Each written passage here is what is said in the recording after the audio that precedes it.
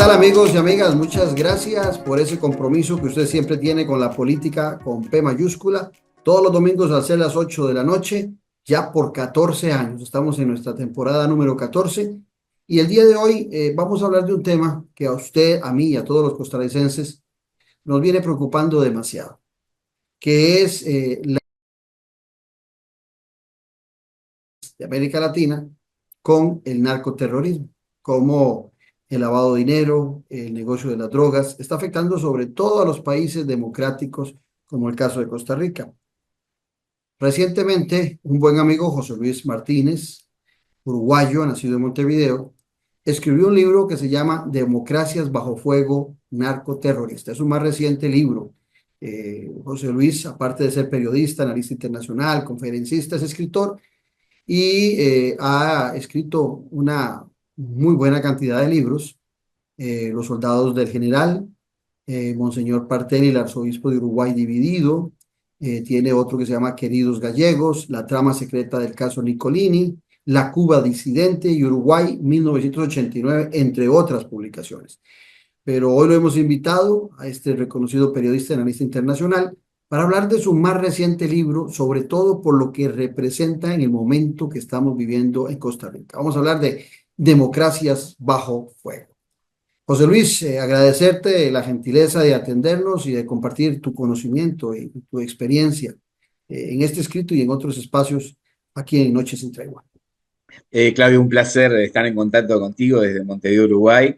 Y bueno, un gusto hablar contigo de un problema que realmente cruza fronteras, ¿verdad? Ya no afecta solo a un país y ya no hay países que se puedan decir que son santuarios de una democracia intacta, ¿verdad? Todas las democracias, creo hoy, están en peligro, en distintos grados, obviamente, ¿verdad? Pero siguen en peligro por estos flagelos de este siglo XXI, en definitiva que se arrastran ya del siglo XX, ¿no?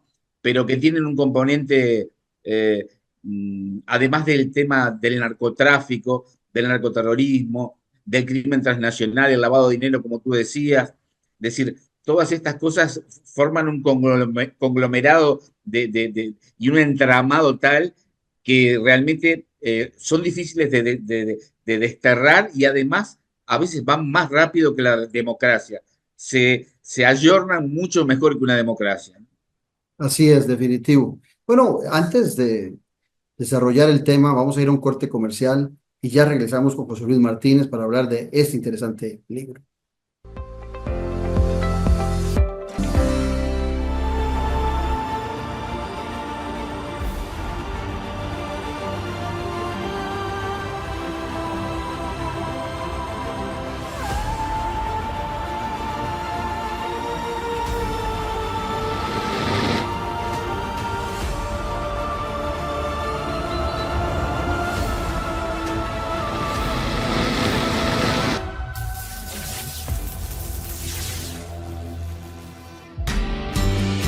Ya a la venta, libro del politólogo Claudio Pizarro Toya. Gobernabilidad y gobernanza, fuentes del desarrollo democrático de la nación. Un libro para comprender la diferencia de dos conceptos claves, que son dos caras de una misma moneda. Gobernabilidad y gobernanza, fuentes del desarrollo democrático de la nación. A la venta en las librerías de la Universidad de Costa Rica y en librerías internacional. También lo puede buscar y adquirir en Amazon. Café y Palabras, porque la política sí importa. Con el politólogo Claudio Alpizar Otoya. Sintonícenos en nuestro canal de YouTube, al que puede suscribirse gratuitamente. Un buen ciudadano siempre está informado porque comprende que la política sí importa. Café y Palabras.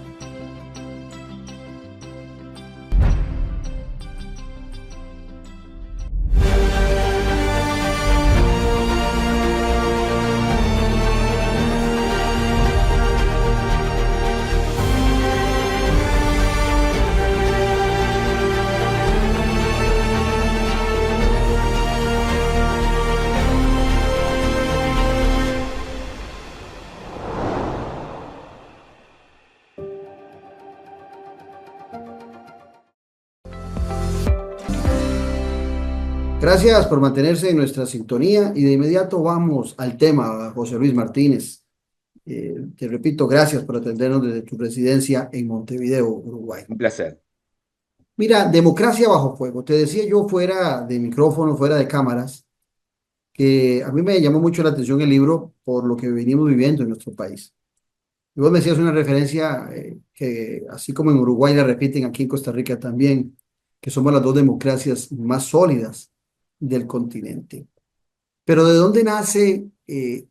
Bueno, y vos me hacías referencia de que ya ni siquiera democracias sólidas como las nuestras se están salvando de este flagelo.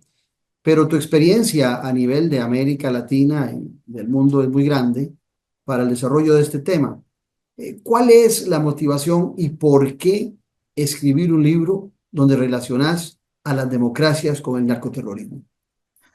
Bueno, creo que decir, la democracia es sin duda, aunque imperfecta, es el mejor sistema que tenemos, donde la república, donde la libertad, donde los derechos se tienen por encima de todo, ¿verdad? Entonces, ante este flagelo que va corcomiendo de alguna manera las democracias, los cimientos de las democracias, los va de alguna manera poniéndolas flácidas, es decir, me dio la inquietud por diferentes viajes que hice por Centroamérica, estuve también en Colombia, en Perú, en Chile, en distintos países donde todos los analistas políticos, todos los periodistas, el tema de fondo siempre era el mismo, es decir, ¿cómo hacemos con este flagelo que cruza fronteras, que es invisible en muchos momentos o en muchos lugares, que tiene nexos con la política, que tiene nexos con en el caso de guerrillas, con guerrillas, que tiene nexos con grupos fundamentalistas, inclusive del Medio Oriente,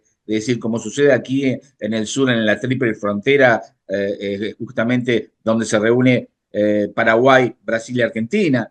Es decir, hay elementos que de alguna manera van componiendo un conglomerado de actores que se entrelazan, que buscan su lugar y que en definitiva ya no es solo el negocio del narcotráfico, es el poder. Van por la democracia. Es decir, y al ir por la democracia, ¿cuál es el riesgo? Las democracias se ponen débiles o le sacamos derechos a las democracias para hacerlas fuertes. Las policías ya civiles o de uso, es decir, de contacto con la ciudadanía, ya no dan abasto. Estos grupos terroristas, narcoterroristas, de alguna manera, están mejores armados que la policía. Así es. Es Y no decir, tienen tienen contactos. tramitología para armarse, no necesitan tramitología, ni permisos de compra, ni nada. Exactamente, porque uno dice, bueno, al ciudadano obviamente le pedimos que tenga si tiene armas en los países que hay tenencia de armas, que sea legal, que sea registrado. Esta gente no tiene nada registrado, obviamente.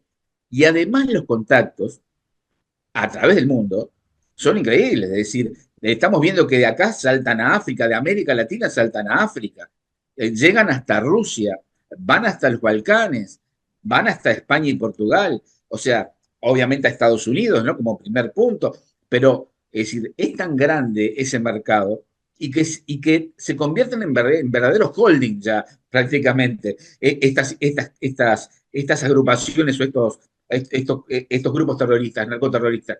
Y además tienen una particularidad.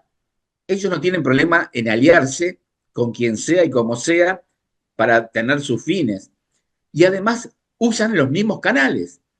Desde un fundamentalista islámico yihadista en la triple frontera que lava dinero, que aporta para su guerra santa en Medio Oriente, se junta con un ex guerrillero de la FARC que ahora se dedica al narcotráfico. No tiene problema, no hay un problema ideológico ahí. Hay un problema de que estamos compartiendo negocios y usamos los mismos canales. Es decir, la cooperación que ellos tienen entre ellos es casi más de la que tienen los gobiernos democráticos entre sus naciones a través de la ley, ¿no? Entonces digo, este es el punto que a mí me llamó la atención y dije, caramba, esto es un flagelo realmente que ya está metido de raíz. Ahora, vos le metés el condimento democracia. Pudiste haber hablado de tiranías, pudiste haber hecho autocracias relacionadas con el narcotráfico. Ajá. Pero cuando titulas tu libro Democracias bajo el fuego del narcoterrorismo, es un planteamiento en el título de que las democracias, por ser democracias, no están lejanas a ser permeadas por el narcoterrorismo. Porque te comento, muchas veces se habla de gobiernos, por ejemplo, como el que tenemos cercano aquí en Costa Rica, el de Nicaragua, el de Ortega, que se habla mucho de relaciones con dirigencia del narco, con el lavado de dinero. Se habla igual en el caso de Venezuela, pero en el caso particular tuyo, vos estás advirtiendo en tu libro de el riesgo que corre las democracias que tienen que desarrollarse bajo fuego de narcoterrorismo. Y aquí te planteo lo que estamos viviendo nosotros los costarricenses, una democracia así sólida, junto con Uruguay, una de las democracias plenas más reconocidas, no del continente, de la región, sino del mundo, pero que hoy se tienen que desarrollar dentro del fuego cruzado que tienen esas pandillas y esas bandas, donde hay muertes y donde hay daños colaterales de muchas personas que no tienen que ver absolutamente nada con el tema. Y muchas de esas soluciones terminan siendo parecidas, o lo que se plantea en muchas latitudes es al estilo Bukele, ¿verdad? Quitar las garantías civiles, las garantías constitucionales de los ciudadanos, porque es la única forma de poder defenderse de lo que está sucediendo e inclusive, además de quitar esas garantías, también el ciudadano dispuesto a ceder esos derechos. ¿Cómo analizas en tu libro todo este tema? Claro. Bueno, en la primera parte, como tú bien decís, es decir, históricamente, y eso lo recojo también en el libro, yo estuve como periodista en Cuba un tiempo, viviendo allí, conocí gente del gobierno y de la oposición. Y, por ejemplo, los narcotraficantes colombianos viajaban a La Habana, tenían nexos con el gobierno de Castro. ¿Por qué? Porque los tipos entendían de alguna manera que esto les ayudaba a ellos a conseguir, en el gobierno de Castro, a conseguir dinero por el bloqueo, por el embargo, etcétera, etcétera, etcétera. Es decir, esos nexos existían. Conocí a un ex miembro de la seguridad del Estado de Cuba y de inteligencia, argentino, muy famoso, que fue hijo de uno de los guerrilleros que murió en Argentina, del ERP, y él me contaba, dice, yo traía armas desde México hacia abajo para todos los grupos irregulares de América Latina y después iba con los narcotraficantes hacia México, hacia arriba. Ellos nos cubrían y nosotros los cubríamos. Y todos sacábamos lo que queríamos.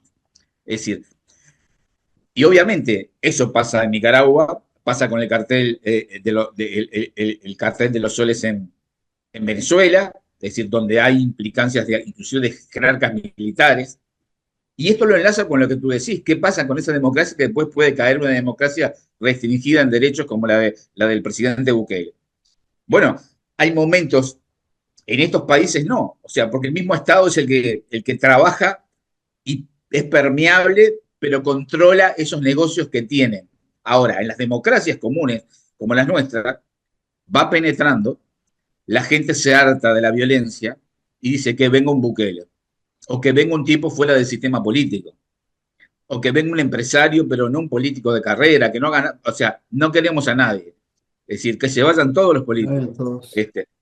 Es decir, y a ese grito después, obviamente de pronto puede Bukele bajar la criminalidad, pero ¿a qué costo?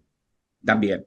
Es decir, obviamente la gente llega un momento que ya no da más. Por eso yo creo que conservar la democracia con derechos, con que la gente pueda vivir en libertad, seguir avanzando en su vida, ¿no? Cumpliendo sus sueños, debemos justamente prevenir estas cosas. Es decir, para que no nos quede países dictatoriales o autoritarios o autocracias que tienen un nexo casi oficial con estos grupos porque viven de eso.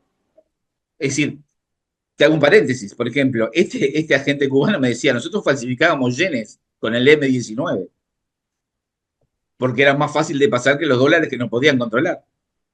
O sea, las cosas que hacían ahora que hay criptomonedas más fácil todavía.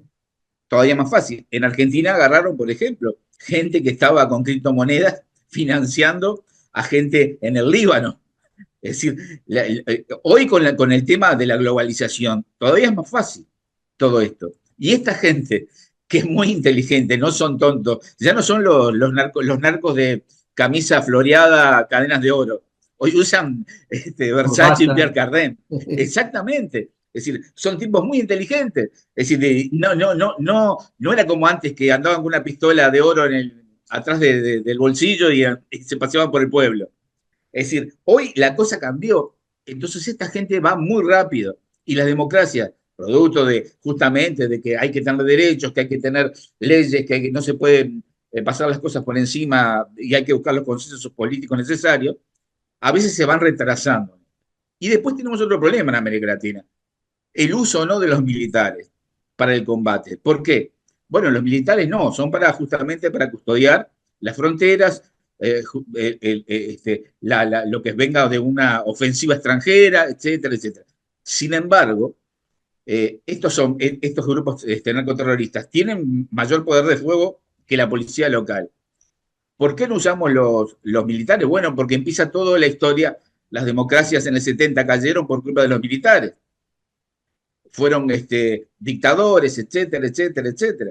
Bueno, pero hoy yo siempre digo, tenemos militares de todos los países de América Latina en el Congo, lo tuvimos en Haití, como cascos azules, que hacían tareas casi parapoliciales. ¿Por qué no usar también, es mi propuesta, de decir, ¿por qué no usar militares? Con reglas, con normas, bajo la ley, todo, es decir, no por fuera ni a lo loco, es decir, pero ¿por qué no usar? Es decir, cuando ya la policía, es No, decir, basta. civil, no da abasto, no puede realmente. Son grupos, ¿qué le pasó a Ecuador? Mataron candidatos presidenciales, es decir, tomaron las cárceles. En Colombia, ¿qué pasa? Tienen pedazos del país que no se accede directamente. Ahora, José Luis, en relación a esto que acabas de plantear, bueno, en el caso de Costa Rica, no tenemos ejército y no podríamos tomar una solución de esas de decir al ejército, bueno, con reglas ustedes van a participar en la lucha contra el narcotráfico. ¿Qué ha pasado en Brasil? ¿Qué ha pasado en México, donde sí se han incorporado, pero Sí, también, claro. pero han habido muchas críticas también en esa incorporación? Está pasando también hoy en día en El Salvador. Pero en este tema de la democracia, recientemente en estudios como el Latinobarómetro, que analiza la política de los países de América Latina, se empieza a percibir que una de las soluciones es un hombre fuerte, o hagámoslo Ujú, como corresponde, un hombre o una mujer fuerte para gobernar, ujú.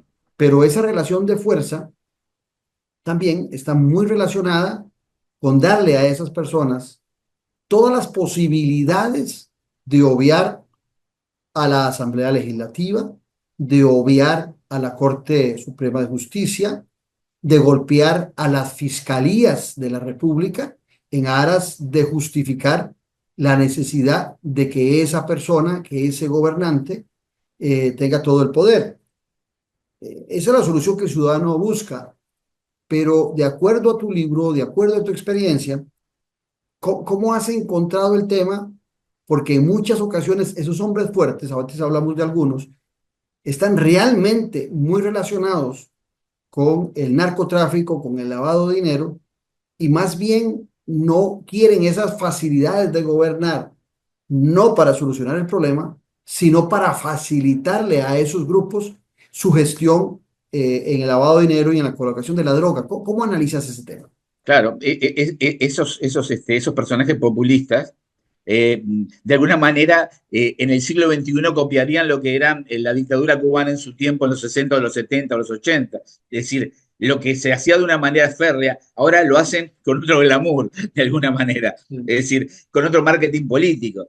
Y es verdad, muchas veces justamente evitan todos esos problemas o evitan después a la justicia porque hay negocios de construcción, hay negocios de infraestructura, es decir, que tendría que ser controlada por una asamblea legislativa, por la justicia, y sin embargo pasan de corrido porque al no haber derechos con el tema de que tenemos que acortar derechos para combatir el narcotráfico, ahí entra todo. Es decir, pero también te digo que muchos países, y el caso de Uruguay es uno, y el caso de Argentina también, aunque parezca que no es otro, no están tan dispuestos, y el caso de Chile, a recortar los derechos de la democracia para combatir a estos narcoterroristas. Es decir, no es tan fácil. A lo mejor fue muy fácil en El Salvador y puede ser muy fácil en otro país, pero no es tan fácil en muchos países latinoamericanos. Es decir, sí ven, como tú decís, ven los índices de que Bukele ha logrado cosas, realmente, pero ¿a qué costo? Entonces, la balanza en los temas democráticos, en muchos países dicen, no, hasta acá llegamos, busquemos otra manera, pero esa no. El tema del recorte de los derechos no. O sea, aquí en Uruguay, por ejemplo, no permiten usar el ejército, eso no está en discusión, inclusive.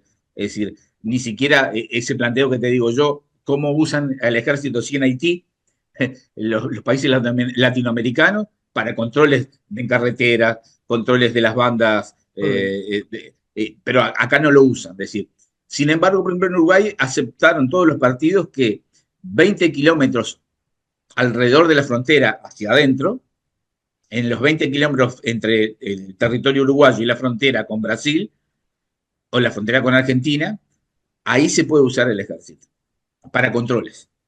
Siempre el ejército lo único que puede hacer es detener, llamar a la policía y la policía después se encarga de todo lo demás. No puede hacer más nada. Pero sí en el tema de controles, por ejemplo, si un camión entra con droga vía Brasil, cae una avioneta vía Bolivia, vía Paraguay a Uruguay, ahí el ejército puede actuar en eso. A ese consenso llegaron. Pero, por ejemplo, mucha gente acá decía, los que eran más duros de alguna manera, decían, vamos a poner el ejército en la calle, patrullando al lado de la policía, porque la policía ya no da abasto en los barrios populares o en los barrios, en las afueras de la capital. Sin embargo, el consenso político dijo no. Gente inclusive liberal, de centro derecha, de centro izquierda, de izquierda, o sea, no hubo un consenso para eso, es decir, se opusieron prácticamente todos, ¿no? Lo cierto es que, es decir, el tema va increyendo, es decir, lamentablemente, es decir, vemos más asesinatos, más extorsiones, los niños cada vez más chicos están vinculados a estos temas. Hicieron encuestas en Eso lo vemos Uruguay. acá en Costa Rica. Te cuento que en Costa Rica ahora los Sí, sicarios son jóvenes de 17 a 25 años y me atrevo a decir que deben ser mano de obra muy barata para estos claro, grupos claro, de claro, claro. narcotráfico porque son de barrios muy humildes o zonas rurales muy humildes, eh, chicos con mucha ambición y con grandes necesidades en sus hogares, Sí, sí. inclusive en muchas ocasiones con un resentimiento social.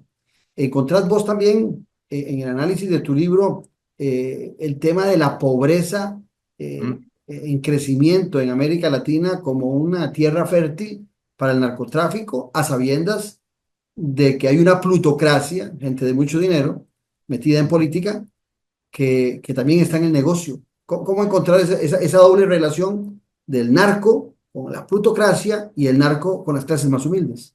Y bueno, en el tema de las clases más humildes, son lugares donde ese núcleo de narcotraficantes o de venta de drogas prácticamente alimenta a la barriada entera, a la zona entera, es decir, hasta tiene la complacencia de los vecinos, porque de alguna manera este hombre, cuando hay plata, necesitan plata para poner una luz, él pone la luz, porque el Estado a veces no llega o tarda mucho en llegar. Entonces, van de alguna manera cooptando a barriadas populares, es decir, a lugares donde la gente vive con carencias y con pobreza. Y además estamos en una época donde la tecnología te dice, quiero ser millonario en 5 segundos.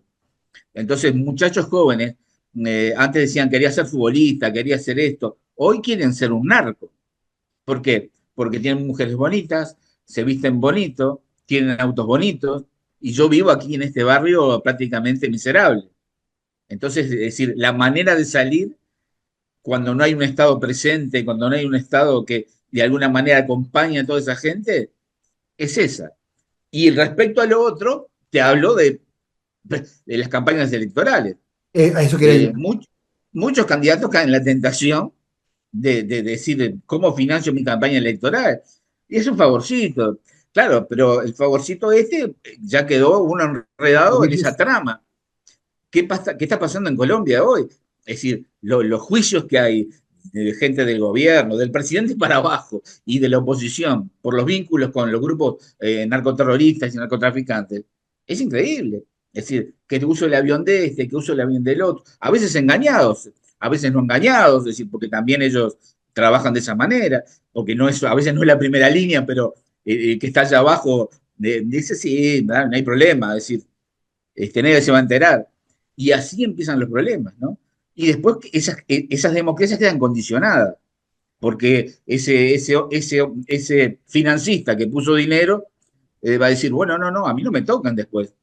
Es Ahora, decir, si se destapa. si vos hablas que el problema que tienen las democracias con este enemigo es que es un enemigo que muta, que mata, que corrompe, que se convierte en los nuevos tiempos más rápido que muchas frágiles instituciones democráticas. O sea, la capacidad de reacción que decíamos al principio de nuestra conversación no era solamente en la adquisición de instrumentos para la violencia, sino también en nuestras frágiles instituciones democráticas con un agravante que muchos que llegan a gobernar, vuelvo al tema que te planteaba antes, con una posición autocrática, intentan debilitar aún más las instituciones democráticas en aras de esa ambición por el poder total, el poder extremo.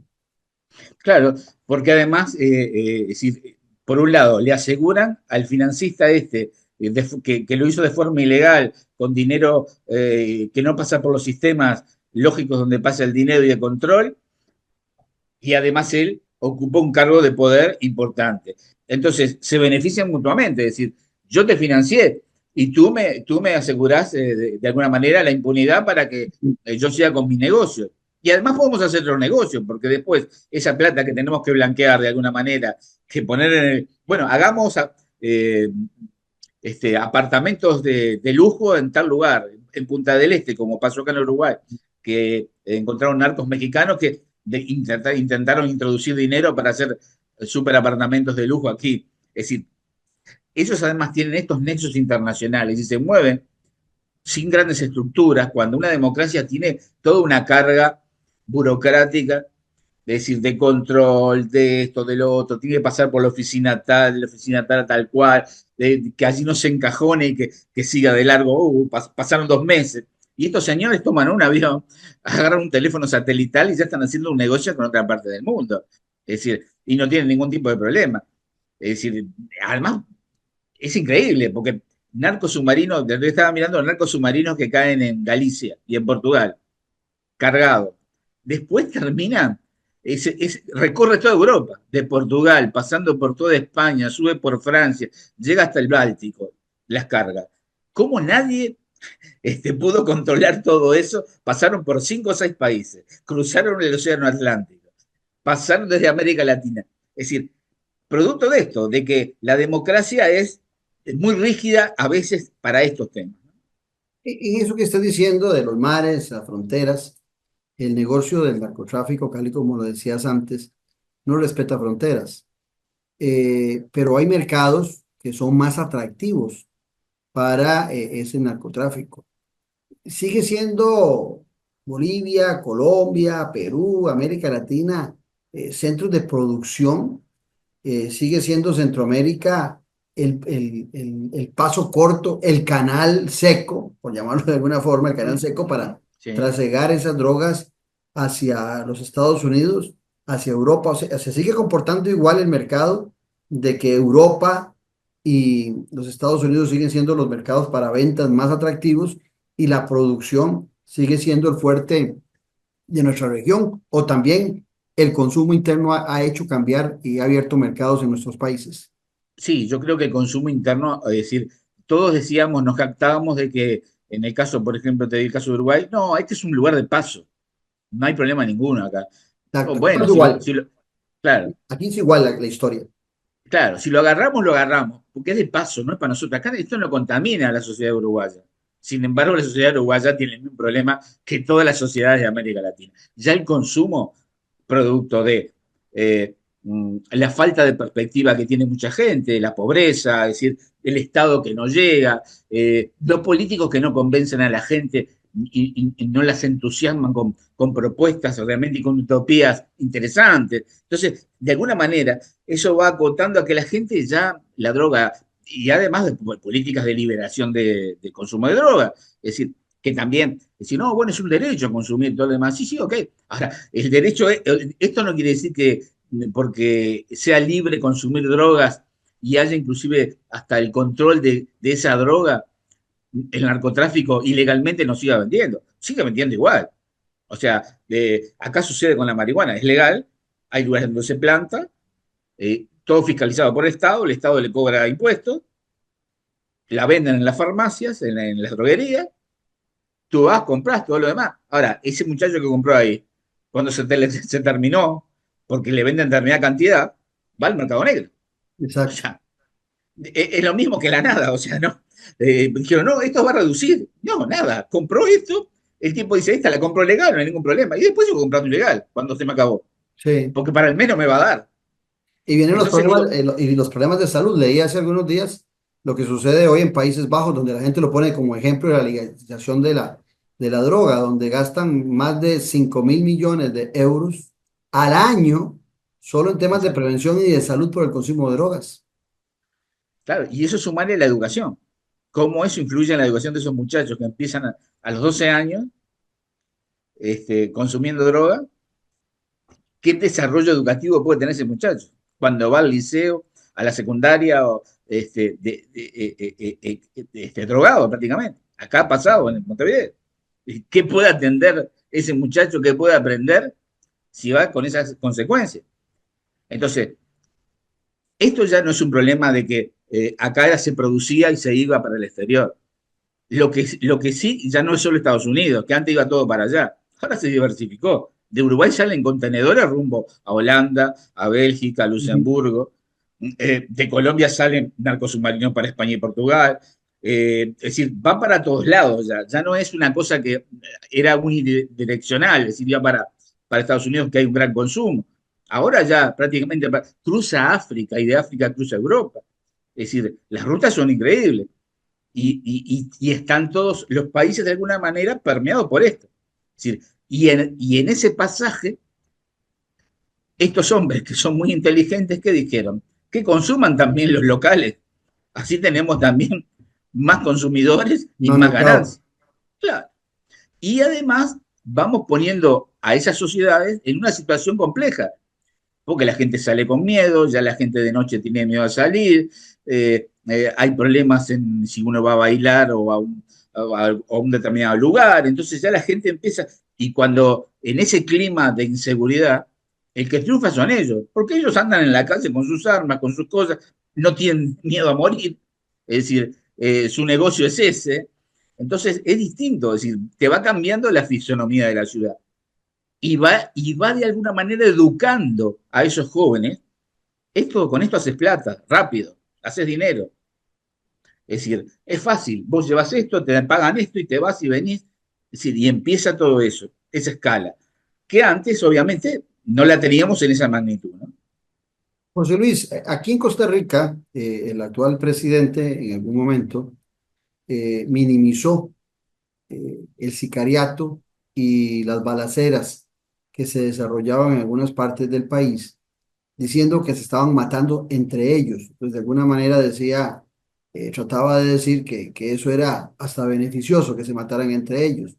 Pero eso ha ido cambiando y hay daños colaterales. En los últimos tiempos hemos tenido policías que mueren, agentes de seguridad que mueren, ciudadanos que, como lo planteabas vos ahora, en un bar, en un restaurante, en una playa recientemente, se ven metidos en una balacera, ya sea entre estos grupos, pero óigaseme bien ahora, ya no solamente entre los grupos, sino que atacan a la policía.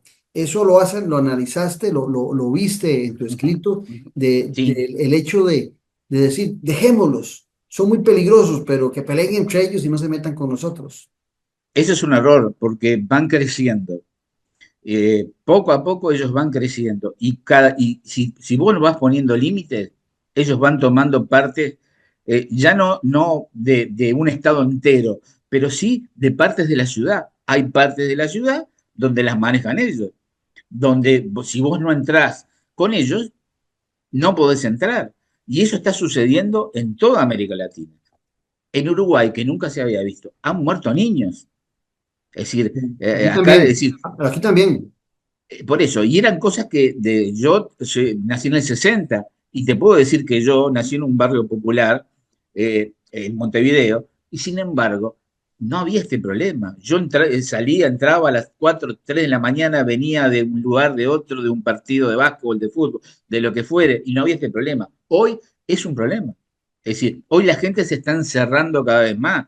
Obviamente, más cámaras de seguridad, más rejas en las puertas, más barrios privados, o sea, hasta te va cambiando la conformación y la sociedad, es decir, te hace cada vez más desconfiado, temeroso, es decir, y ahí es donde empiezan estos fenómenos particulares de personalidades, es decir, que vienen mesiánicas prácticamente con idea, bueno, ahora a partir de ahora los matamos a todos y no hay ningún problema.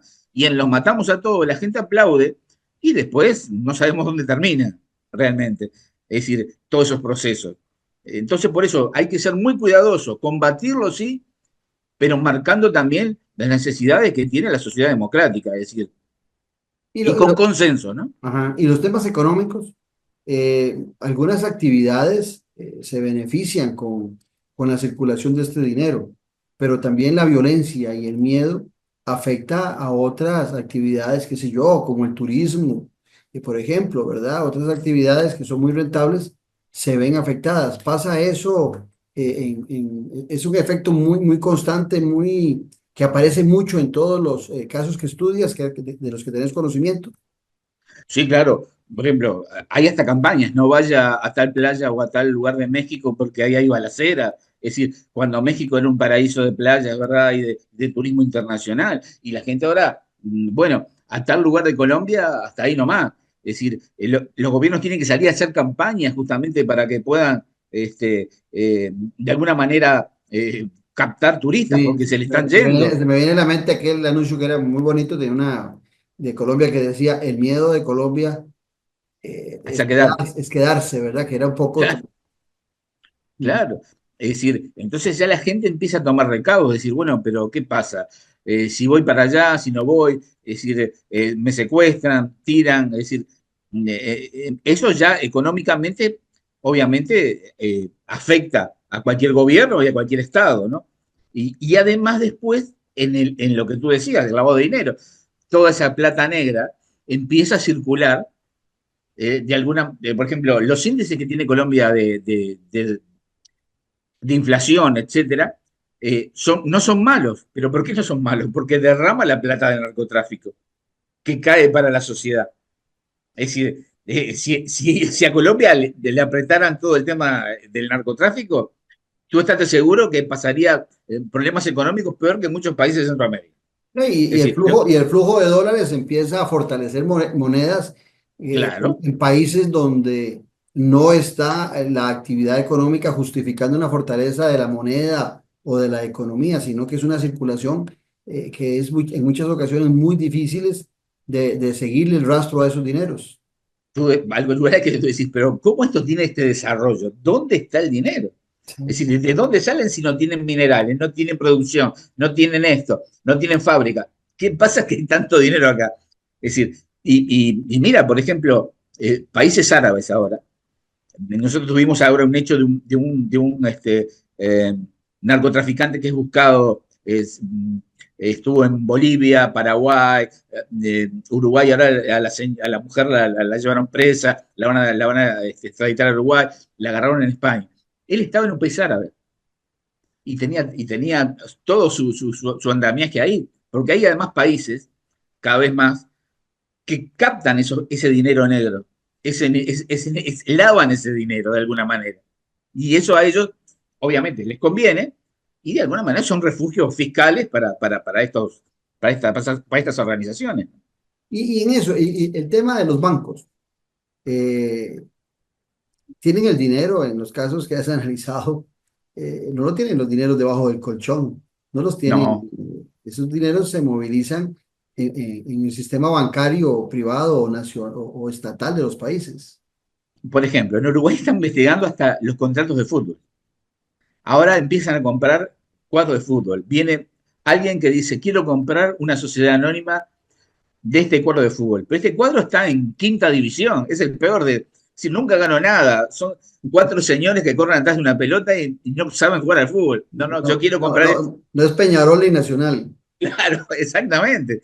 Entonces, cuando vos empezás a ver eso, hasta en eso usan para lavar ese dinero. Ni que hablar la construcción, ¿no? Grandes edificios, grandes hoteles, grandes apartamentos de última generación, ¿no? Es decir, pero, por ejemplo, ahora están investigando aquí justamente eso, el tema del fútbol. ¿Qué pasa con la venta de jugadores? 15 millones de dólares, 3 millones de dólares, 50 millones pero ¿cuánto pagaron en realidad? ¿Cuánto es? ¿De dónde viene esa plata? ¿Qué pasó? Ahora, vos hablas mucho en tu relato de que hay relatos maniqueístas para esconder los hechos por parte de los políticos en campañas electorales. Sí, O fingen, porque vamos a ver, en una campaña electoral, Costa Rica que va para una campaña electoral en el 2026, este año va a ser muy electoral, sin la menor duda, el tema de seguridad va a ser un va a tema estar. que se va a discutir en todos los debates, en todos los canales de televisión, en todos los programas, se va a preguntar por el tema de seguridad. Y vos considerás que ahí los relatos maniqueístas son construidos de una forma deliberada para esconder los hechos o para minimizar lo que está aconteciendo o para buscar soluciones sencillas Extrema. para un problema tan complicado. Claro. Es decir, va para los dos lados, ¿verdad? Unos buscan soluciones extremas, es decir, donde prácticamente nadie se mueva para que yo pueda combatir esto y nadie tiene Un estado derecho, de excepción proponen algunos. prácticamente. Es decir, y solo soy yo el que tengo derechos y todos ustedes no, porque yo voy a controlar el crimen. Obviamente, a lo mejor lo controla sin duda. Ahora, el costo es que no hay más nada, es decir, es tierra arrasada. Es decir, llevo preso a este, pero este también que estaba al lado, pero no, pero este va a comprar leche a la tienda, me lo llevo igual, por las dudas. Es decir, como tengo derecho a llevarlo, ya está, no hay que preguntar nada. Y los otros después dicen, no, no, esto es un problema de libertades solo. Es decir, va para un extremo y para el otro. Entonces, como es un problema de libertades, no, no, no, acá hay que tener cuidado, que tenga su debido proceso y todo lo demás, cosa que es verdad. Ahora, claro, el tipo tiene 50 entradas a la cárcel, lo agarraron con una tonelada, mató a 50, pero el tipo todavía está en un proceso, es decir, eterno. Y resulta que después muchos de ellos dicen, no, pero yo soy amigo del fiscal tal, del diputado tal cual. O sea, entonces digo, yo creo que no tiene que ser un extremo ni el otro extremo, de libertad total, es decir, de yo dejo hacer y que con el tema de que, como tengo que proteger los derechos, no puedo ni moverme. Ahora tampoco tengo que sacar los derechos. Es decir, no puede pasar de un lado a otro. O sea, tenemos que buscar un término donde decir, vamos a combatirlo. Yo creo que el combate tiene que ser además no individual de un país. Acá los presidentes tenían que presentarse y decir, señores, ¿cuál es la política común que vamos a poner todos los países? Claro. Más con esas Común, fronteras tan porosas, como decís vos. claro. Entonces, porque yo, si hay una cosa que se llama, lo decía Belaúnde Terry, Sí. el expresidente peruano, decía, esto es como las cucarachas, si usted mata un nido de cucarachas, las cucarachas salen. Este nido lo mató, pero las cucarachas se fueron para otros y empezaron a hacer otros nidos. Es decir, ¿qué le pasó a Colombia? Se fue el cartel de Cali y el cartel de Medellín. ¿Qué pasó después? Vinieron las bandas, las BACRIM, las bandas criminales. ¿Qué pasó después? Vinieron los rastrojos, esto, lo otro, o sea, empezaron pequeñas bandas. Si yo combato acá, pero se me van para Argentina, y si en Argentina combaten, pero se van para Paraguay, hay que combatir a la vez, porque ellos tienen nexos además a la vez. Es decir, no trabajan aisladamente. Ellos saben quién controla acá, que el primer cartel, el Comando Vermelho de Brasil, el otro, ellos saben todo. Es decir, dónde trabaja cada uno, tienen sus reglas, si a veces no están en disputa, obviamente se golpean entre ellos, pero lo que tenemos que hacer es decir, el combate tiene que ser al unísono en los distintos países. No que haya países donde nos recostamos un como, ahí no es mi problema o no es tan grave. es de tal país y no es mío, me voy corriendo, esperando. No, Ujú. a ese problema, cuando si se sofoca, en El Salvador se van a ir para otro lado, para los países de al lado. Y El que no sé, el que, ahora que hablabas de los carteles, hay seguro en Uruguay también ha aparecido esta preocupación, porque la gente dice, ¿solo hay carteles en América Latina? ¿No hay carteles en los Estados Unidos? Porque sí, parece, claro, sí, pero parece que siempre detienen a grandes narcotraficantes y los pide Estados Unidos para juzgarlos en su país, pero algunos dicen, bueno, ¿y los carteles norteamericanos? ¿Qué papel claro. juegan en América Latina? Ellos tienen su ramificación, es decir, ellos son los que realmente compran todo el producto. Es decir, ellos compran el producto, lo distribuyen ahí adentro, es decir, a veces con socios, obviamente latinoamericanos, otros con socios, está la mafia rusa también es importante, ya entró en también todo esto. Y la mafia italiana también entró en todo esto, es decir, los chinos también entraron con el fentanilo, con todo esto. Es decir, los negocios son variadísimos.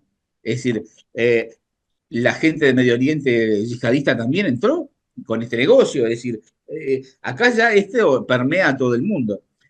¿Qué pasa en Estados Unidos? Lo que pasa es que la justicia de Estados Unidos hace lo siguiente: agarra al jefe de un cartel y dice, yo tengo ahí algunos relatos de Colombia, lo extraditan, todo lo demás le dice, bueno, ¿cuánto tiene usted? Y tengo 50 millones.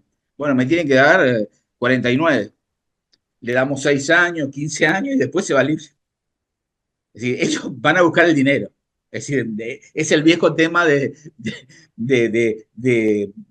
alcohol en la época de Estados Unidos cuando el alcohol estaba prohibido, ¿no? Ellos Ujú. buscan el dinero. Es decir, han llevado jefes de carteles importantísimos, los han condenado, pero no a 100 años, ni a cadena perpetua. No, 10, 15 años. Uno de ellos ahora, Leder, está en Alemania, viviendo feliz, tranquilo. Es decir, usted colabore, diga algo y ponga la plata. Sí. Usted colaboró.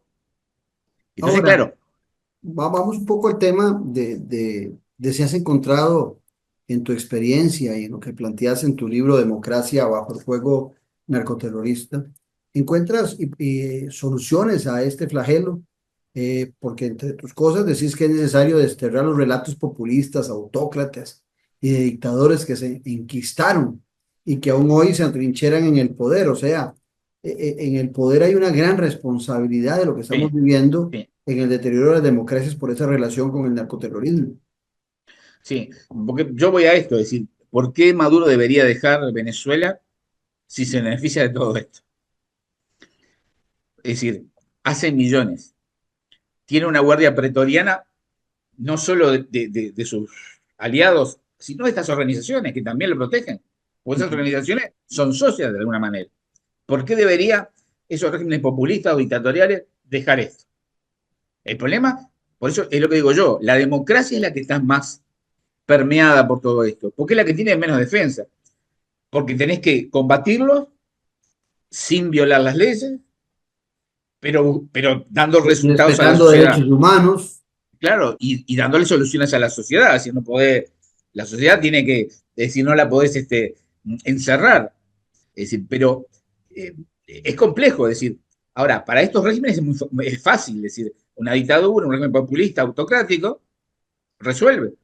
Por eso los populismos también están de moda, es decir, hay populismo de derecha, de izquierda, están todos contentos, Todos porque los ellos, gustos. claro, mano dura, este, Pena de y muerte, dictan mano dura. y ponemos resultados. Es decir, para que la gente aplauda. Obviamente, pero ¿a cambio de qué? Es decir, de la construcción de una democracia que cuesta mucho una democracia, además. Si una democracia cuesta tenerla, valorarla, perfeccionarla. Es decir, y no hemos encontrado otro sistema que sea mejor, donde haya libertad, donde haya libertad de prensa, derechos. Vos sos periodista Sí, señor. no hemos centrado ese tema. ¿Corre la prensa riesgo como fundamento de la democracia al coartársele a la prensa, al ser atacada por los poderes eh, de la República que de alguna manera les molesta que la prensa ventile lo que está sucediendo, lo que está viendo? ¿Corre la prensa el riesgo de la intimidación por el narcotráfico, periodistas que se ven muy valientes, que se pueden ver amedrentados o tentados a ser más bien parte del narcotráfico y de sus redes. ¿Cómo analizas el tema de la prensa, que también no goza de todos sus derechos de la libre expresión en nuestro continente, en muchos de nuestros países? Exacto, y te atacan por los dos lados, es decir, a ellos no les gusta, a menos que vaya a hacer un libro donde al tipo jefe de un cártel o de un grupo, lo pongas como prácticamente un personaje, viste, maravilloso, y cuentes historias casi poéticas, él va a poner contentísimo porque escribieron un libro sobre mi vida. Pero el Estado tampoco le gusta mucho, porque el Estado tampoco quiere que vos digas que está fallando en el control de este flagelo. Es decir, al Estado también le molesta que vos estés hablando de estos temas. Es decir, incluso, a ver, yo discutí con un militar en un congreso que me decía, no, dice, los militares no podemos hacer nada de esto porque nosotros estamos para defender el país y para de un ataque exterior, etcétera, etcétera, etcétera. Entonces digo, miren, hoy países como los nuestros de América Latina, la mayoría somos países chiquititos. No nos peleamos con nadie y si nos peleamos perdemos el primer día.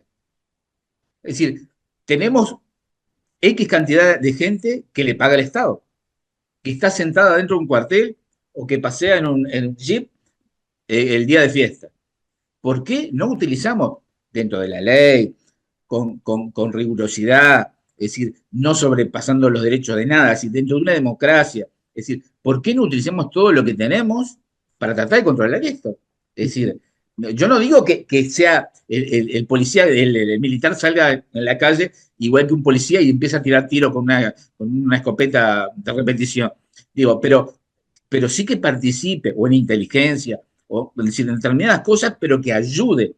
Es decir, que tengamos un Estado que son chicos, que son costosos y burocráticos, que pongamos todas las fuerzas que tiene la democracia para tratar de controlar esto de alguna manera. Es decir, yo no sé si lo terminaremos nunca de controlar, yo creo que no tampoco, pero por lo menos bajemos, es decir, la intensidad, porque va a llegar un momento, si hoy en media Colombia no se puede entrar porque están por grupos de todo tipo, desde paramilitares, guerrilleros, narcotraficantes, es decir, todo el mundo está ahí metido, va a llegar un momento que en democracias como las nuestras vamos a tener barrios donde no se va a poder entrar.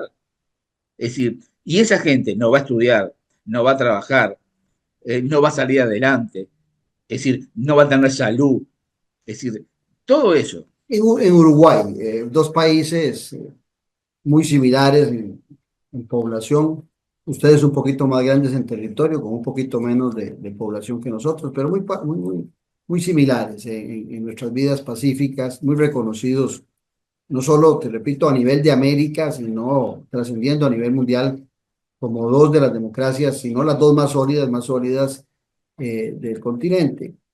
¿Has sentido, porque quiero hacer la comparación, ha sentido al uruguayo en muchas ocasiones renegando de su democracia por este tema de seguridad, por este flagelo, llamando a la autocracia, al gobierno de la fuerza? Ustedes ya lo vivieron en los años 70, nosotros no tenemos ese quiebre de la democracia, pero sentís que en ocasiones el ciudadano empieza a cambiar, a darse cuenta o estar dispuesto a que se le cuarte el derecho de movilización, el derecho de expresión, el derecho de organización, con tal de que le solucionen el tema de la seguridad.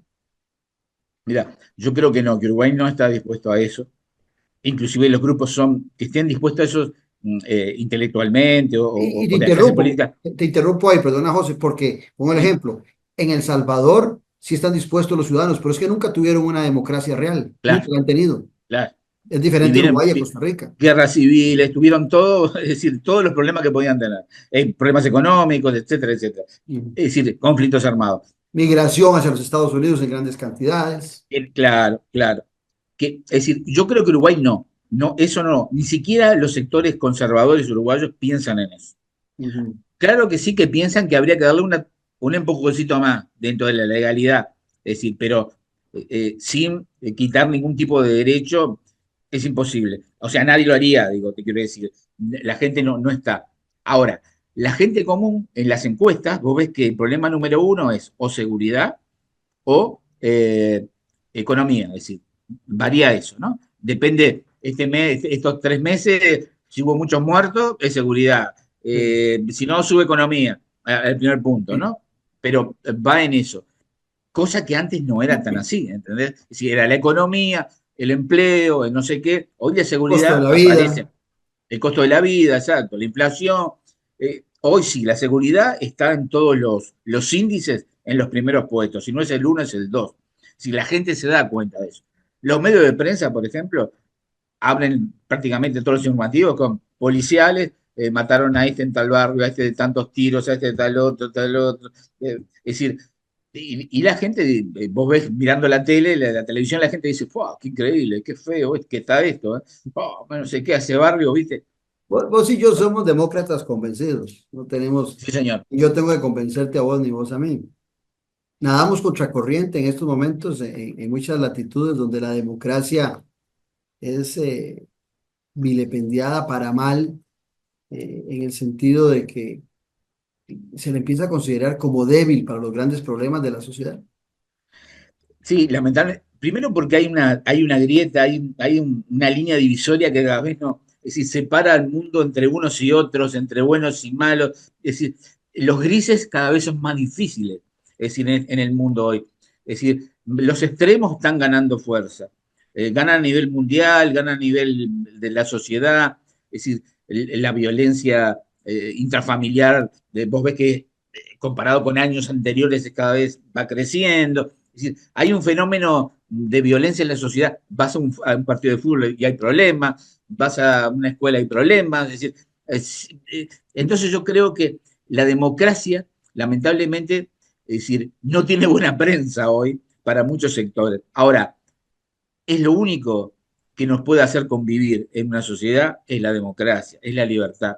El día que perdamos la democracia y la libertad, es decir, realmente, si esto ya es un problema como estamos hoy, fíjate lo que puede ser sin democracia y sin libertad, donde vos no tengas ni lugar para levantar un dedo, una mano, para decir, mire, yo pienso lo siguiente. Sí, sí, te van a decir no tienes derecho a pensar. José, se nos fue el programa. ¿Dónde pueden los seguidores de nuestro programa adquirir el libro? ¿Cuál es la forma más sencilla? En Amazon está el libro, así que no hay ningún problema, allí lo pueden adquirir. Entran por el nombre de Democracias bajo fuego narcoterrorista y ahí ya lo encuentran enseguida. Sí, aquí hemos estado pasando en varias ocasiones en la portada del libro para que usted como oyente, como televidente, tenga la opción de buscarlo y nutrirse con un escrito que nos pone en perspectiva un problema que ya para los costarricenses no es un problema externo, que lo estamos viendo a la lejanía, sino que lo estamos viendo a lo interno. José, agradecerte muchísimo la gentileza de habernos atendido. Un Por abrazote favor, hasta Montevideo. Claudio, un placer hablar contigo y fue un gusto realmente tener esta conversación, ¿eh? Y a las órdenes para lo que gustes. Seguiremos conversando. Muchas gracias a José Luis Martínez, escritor de Democracia bajo fuego, narcoterrorista, su último libro, periodista, por ponernos en perspectiva un problema que hoy es de carácter mundial. Los espero en 8 días aquí en Noche sin Tregua, donde usted disfruta la política con P mayúscula.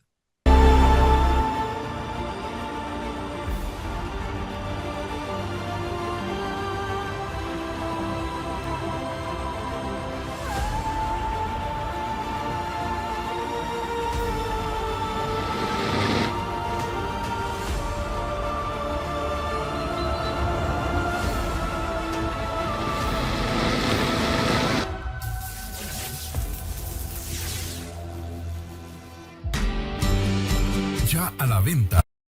Libro del politólogo Claudio Pizarro Toya. Gobernabilidad y gobernanza. Fuentes del desarrollo democrático de la nación. Un libro para comprender la diferencia de dos conceptos claves, que son dos caras de una misma moneda. Gobernabilidad y gobernanza. Fuentes del desarrollo democrático de la nación. A la venta en las librerías de la Universidad de Costa Rica y en librerías internacional. También lo puede buscar y adquirir en Amazon. Café y Palabras, porque la política sí importa. con el politólogo Claudio Alpizar Otoya. Sintonícenos en nuestro canal de YouTube, al que puede suscribirse gratuitamente. Un buen ciudadano siempre está informado porque comprende que la política sí importa. Café y Palabras.